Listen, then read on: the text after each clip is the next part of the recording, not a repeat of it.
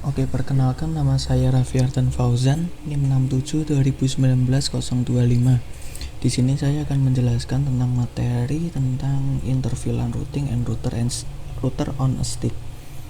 Sebelumnya, definisi interVLAN routing itu sendiri pada dasarnya berfungsi untuk menghubungkan beberapa VLAN yang berbeda agar dapat saling berkomunikasi, dikarenakan setiap paket data yang akan dikirimkan akan melalui proses routing terlebih dahulu, baru diteruskan ke tujuan. Sedangkan router on a stick adalah sebuah konsep dari interVLAN routing yang hanya menggunakan satu buah interface saja pada router. Salah satu interface router dikonfigurasikan menggunakan port trunk dengan protokol IEEE 802.IQ sehingga mampu memahami VLAN di bawahnya. Oke, yang pertama kali di sini saya sudah membuat topologinya seperti ini, serta sudah menentukan IP-nya yang ini. Dan di sini saya sudah melakukan config juga, jadi saya akan menjelaskan step-stepnya saja.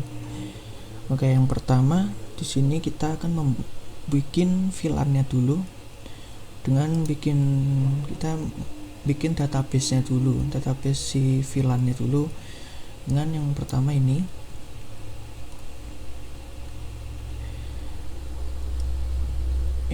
enable, lalu setelah sudah langsung konfigur terminal. Jika sudah, yang terpenting yaitu no IP domain lookup ini. Nah, setelah itu kita akan menamakan switch-nya dengan S1, yaitu dengan cara hostname S1. Lalu kita bikin database-nya dulu. Yang pertama ada VLAN 10, kita namai dengan name mahasiswa. Lalu VLAN 20 kita namai dengan dosen. Setelah itu VLAN 99 kita namai dengan manajemen. Lalu di exit saja. Lalu kita pindah ke switch satunya untuk membuat database-nya juga.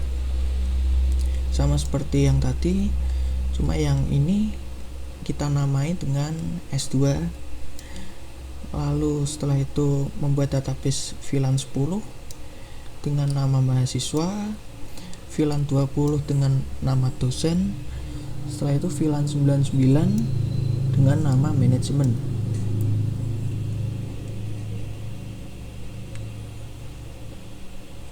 Setelah itu jika sudah membuat database-nya, kita masuk ke router. Di router kita memulai konfigurasinya seperti biasa. Yang pertama enable, lalu konfigur terminal, dan yang tidak lupa adalah ini no IP domain lookup. Setelah itu kita namai dulu routernya dengan nama R1. Nah, setelah itu kita ingin memasukkan IP-nya ke VLAN dengan cara ini masuk ke interface g0/0.10. 10 ini maksudnya untuk VLAN 10.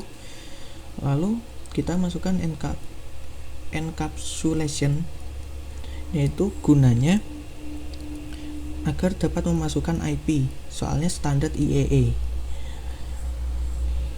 Nah, ini kita masukkan encapsulation.1key 10 ini VLAN-nya.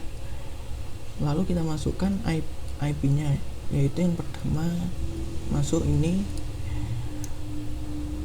10.0, berarti di sini kita masukkan IP at 192.168.10.1 dan ini subnet mask-nya.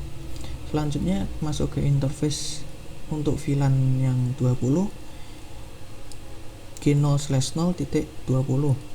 Lalu tidak lupa dengan encapsulation.1key 20. Lalu masukkan dengan IP seperti ini, IP at 192.168.20.1 dengan subnet mask 255.255.255.0. Selanjutnya kita masuk ke interface g0/0.99 untuk yang VLAN 99. Dan yang tidak lupa dengan encapsulation.1K99. Ini VLAN dari 99 dengan IP 192.168.99.1 dengan subnet masknya 255.255.255.0.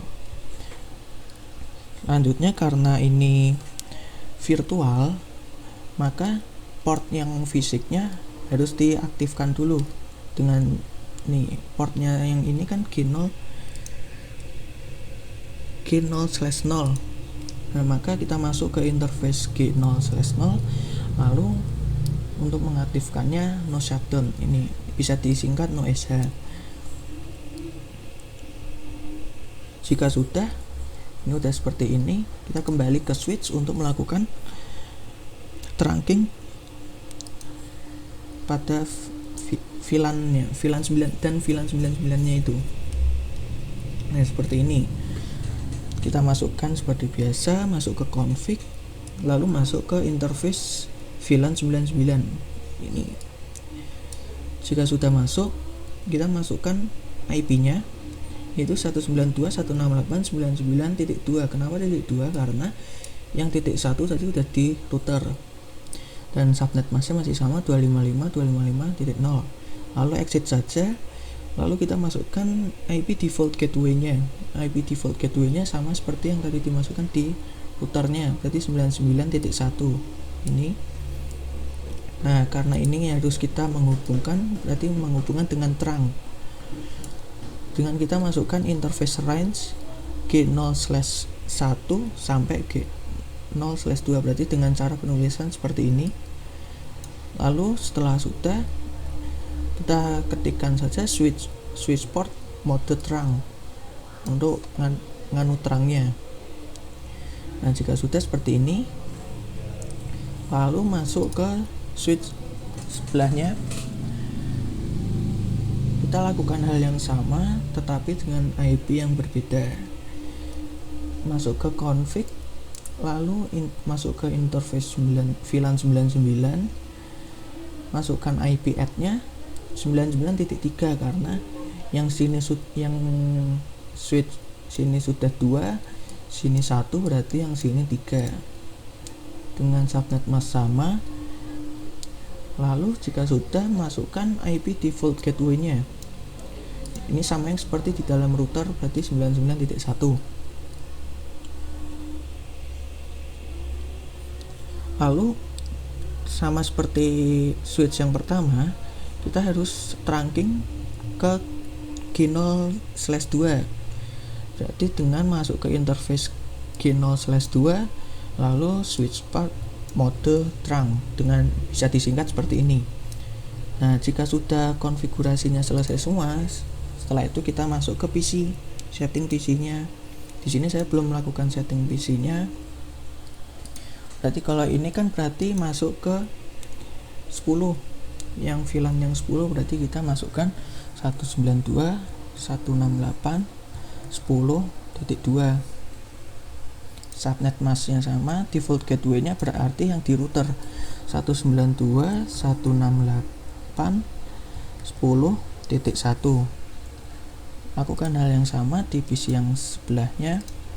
Kalau yang ini berarti 192.168.20.2. Default gateway-nya 192.168.20.1. Dan setelah itu di PC yang selanjutnya, di switch yang sebelah 192.168.10.3, 192.168.10.1. Lalu di PC satunya 192.168.20.3 subnet masknya, selalu default gateway-nya 192.168.20.1. Nah, jika sudah selesai seperti ini, kita melakukan testing dengan cara mengeping. Nah, karena ini interVLAN berarti setiap PC beda VLAN bisa saling berkomunikasi, jadi bisa lompat ke sini, bisa ke sana gitu. Kita coba saja dengan mengepingnya. Ini bisa sukses antar satu switch, lalu lompat ke sini bisa sukses juga. Ini ke sini bisa sukses, ini ke sini sukses juga. Mungkin cukup sekian untuk materi yang interVLAN and router on a stick. Lanjut untuk materi selanjutnya. Terima kasih. Oke, yang selanjutnya saya akan melanjutkan materi untuk materi DHCP versi 4 dan Ether channel.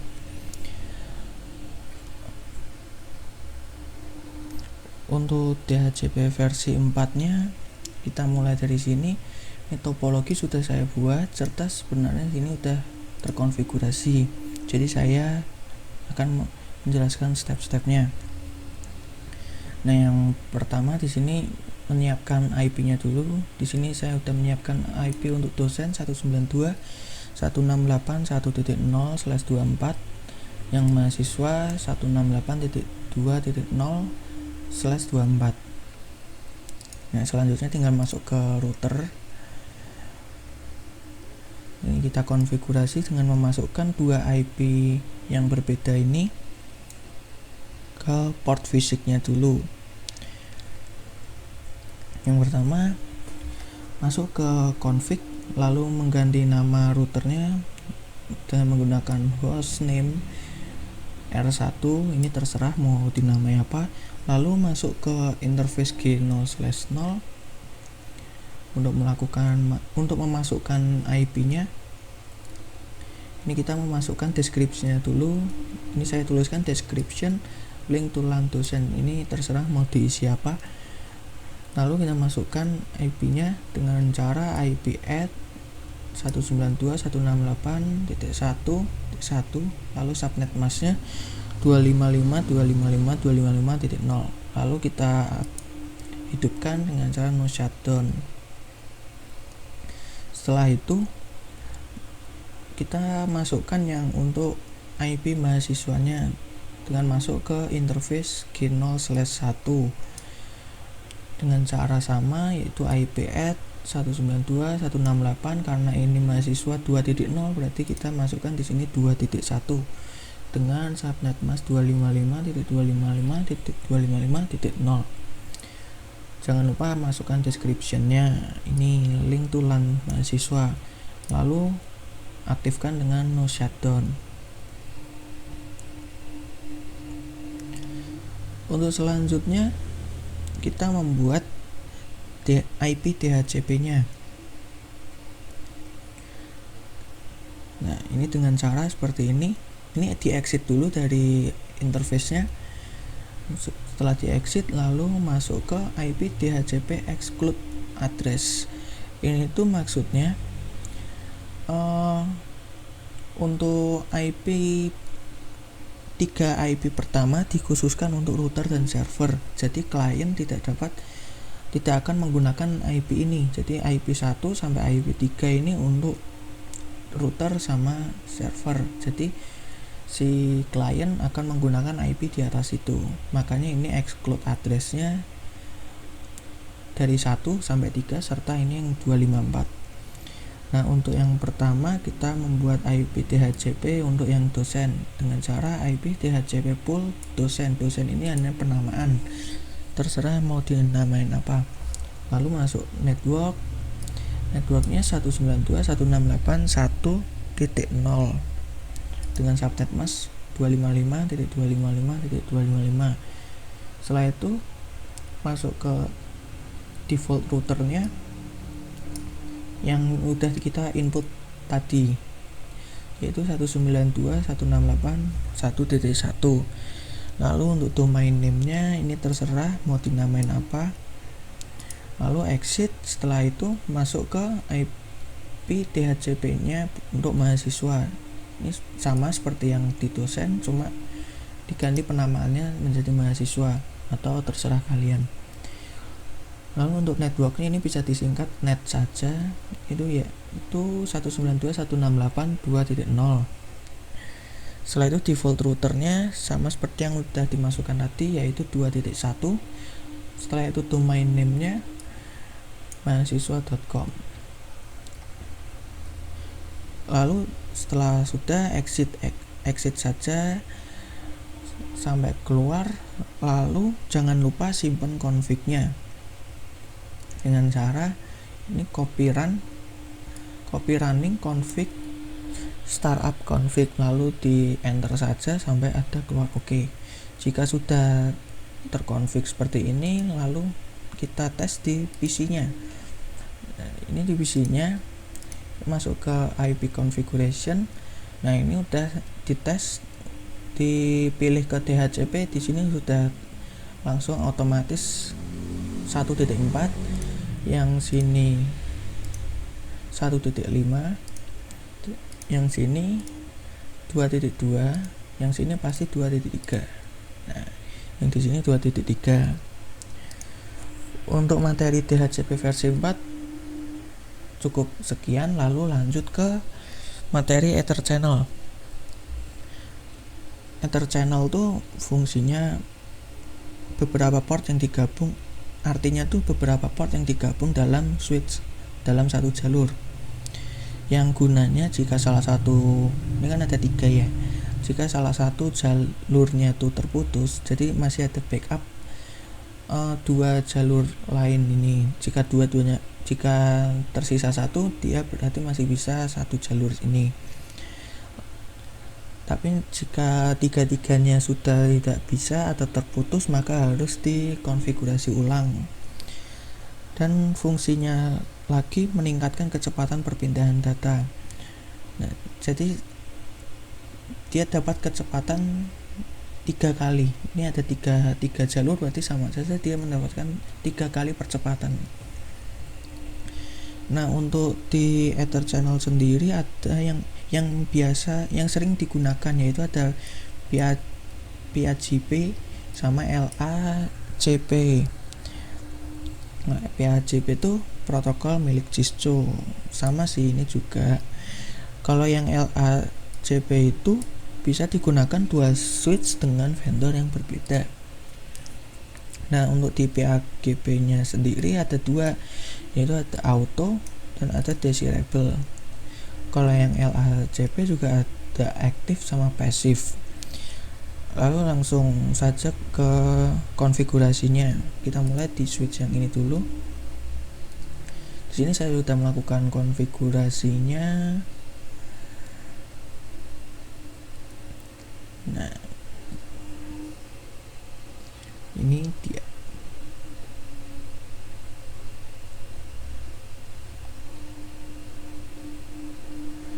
Nih, dari sini yang pertama ya, enable configuration, masuk ke config, lalu kita masuk ke interface FA01 sampai 03 dengan cara menggunakan range FA0/1 sampai 3, karena di sini ada 3. Lalu kita yang pertama bikin trunkingnya dulu dengan cara SW mode trunk, bisa disingkat seperti ini, switch port mode trunk. Lalu jika sudah, langsung ke channel grup 1 ini hanya penamaan, bisa 1 sampai 6 kalau nggak salah. Mode auto, karena kita yang di sini yang auto dulu. Jika sudah, di enter saja. Lalu kalau sudah keluar seperti tadi, di exit. Setelah itu dicek dulu dengan cara menggunakan show ether channel. Nah, jika sudah keluar seperti ini, nih udah keluar PAGP, berarti udah berhasil. Setelah itu lanjut ke switch yang sebelahnya. Switch yang sebelahnya tuh desirable, masih dalam PAGP juga. Ini sama, enable configuration terminal, interface range-nya juga sama, 0/1 sampai 3. Kita trunking dulu, switch port mode trunking.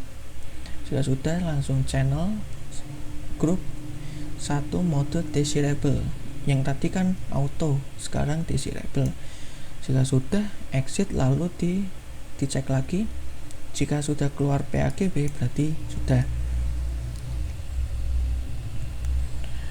Lalu selanjutnya untuk yang LACP, kita masuk ke switch yang ini. Di sini sama, cuma awalnya sama nih, configuration T, configuration terminal, interface range ini sama 1 sampai 3. Kita trunking dulu sini dengan switch port mode trunking. Lalu yang beda di sini channel group 1 mode aktif. Nah, di sini aktif karena LACP ada aktif dan pasif. Nah, kita yang pertama kan di sini switchnya di sini berarti kita aktif dulu. Lalu kalau sudah di exit saja, lalu kita cek dengan show ether channel. Jika sudah keluar LACP berarti konfigurasinya berhasil. Lalu untuk yang switch sebelahnya sama seperti tadi, cuma bedanya di sini diganti dengan mode pasif karena yang tadi udah aktif, berarti yang di sini pasif. Jika sudah, kita cek dengan menggunakan show ether channel. Jika protokolnya udah LACP berarti sudah berhasil. Lalu kita tes ping dulu. Jika bisa ping berarti sudah selesai. Di sini udah sukses. Kalau kita seberang, di sini juga udah sukses. Ini kita fire lagi. Nah, udah sukses. Berarti sudah selesai. Dan sekalian menutup, bila ada kesalahan dalam berkata atau menjelaskan, saya mohon maaf. Sekian dari saya.